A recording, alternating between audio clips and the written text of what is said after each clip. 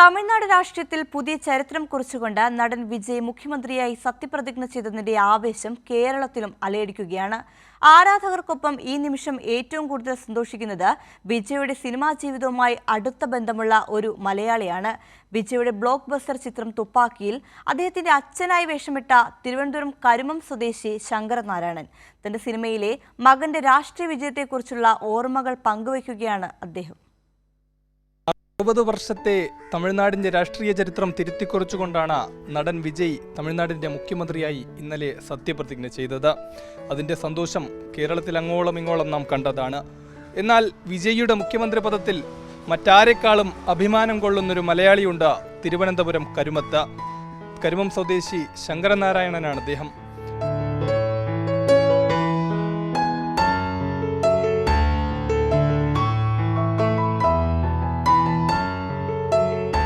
Tamil cinema ലോകത്തെ അനിഷേധ്യ നായകനിൽ നിന്നും തമിഴ്നാടിന്റെ ഭരണസാരഥിയിലേക്കുള്ള വിജയിയുടെ വളർച്ചയെ ഒരു അച്ഛന്റെ അഭിമാനത്തോടെയാണ് ശങ്കരനാരായണൻ നോക്കിക്കാണുന്നത്. AR മുരുകദാസ് സംവിധാനം ചെയ്ത തുപ്പാക്കി എന്ന ചിത്രത്തിൽ വിജയുടെ അച്ഛൻ വേഷം ചെയ്തതോടെയാണ് ശങ്കരനാരായണൻ ശ്രദ്ധിക്കപ്പെടുന്നത്. തിരുവനന്തപുരം കരുമം സ്വദേശിയായ അദ്ദേഹം 30ഓളം ചിത്രങ്ങളിൽ തന്റെ സാന്നിധ്യം അറിയിച്ചിട്ടുണ്ട്. നാടകമായിരുന്നു ഉള്ളിലെ മോഹം. യാദൃശ്ചികമായാണ് സിനിമയിലേക്കുള്ള വിളിയെത്തുന്നത്. സൂര്യനായകനായ ഏഴാം അറിവ്, ഫഹദ് ഫാസിൽ ചിത്രം ട്രാൻസ് തുടങ്ങി നിരവധി സിനിമകളിലും വേഷമിട്ടു.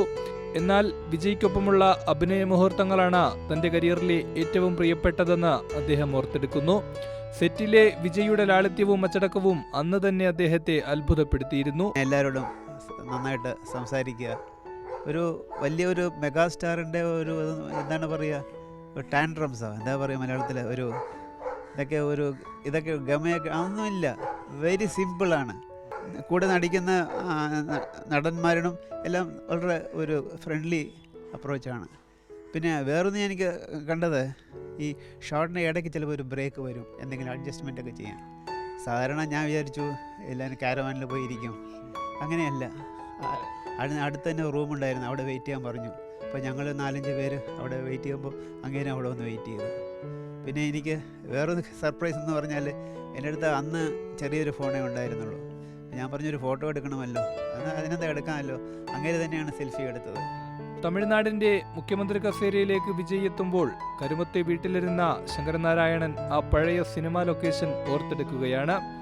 രാഷ്ട്രീയത്തിലും സിനിമയിലെ പോലെ തന്നെ വിജയ് അത്ഭുതങ്ങൾ കാണിക്കുമെന്ന ഉറച്ച വിശ്വാസത്തിലാണ് ഈ മലയാളി താരം. വളരെ സന്തോഷമാണ് മുഖ്യമന്ത്രി ആകുന്നതിൽ. എന്ന് പറഞ്ഞാൽ ആ ഒരു സോഫ്റ്റ് സ്പോക്കൺ ഒരു ലീഡർഷിപ്പൊക്കെ ഉണ്ട് അങ്ങേരുടെ അടുത്ത്. പക്ഷേ രാഷ്ട്രീയത്തിൽ അതിൻ്റെ ഇത് വേറെയാണ്.